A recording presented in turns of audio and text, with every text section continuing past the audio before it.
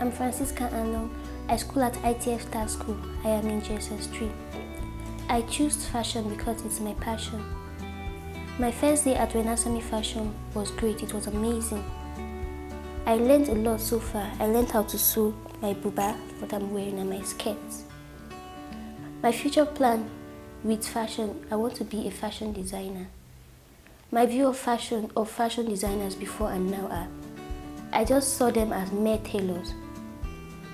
The method of teaching in Renasami is great. I learned a lot so far. I learned to know about Renasami. It was just my mom's friend who was telling her about it. I'm not disappointed because it was great. I learned a lot. It was fun. In just like 2 weeks, I could make my skirt, I could make my buba, I could make my stitches, I could make my gown.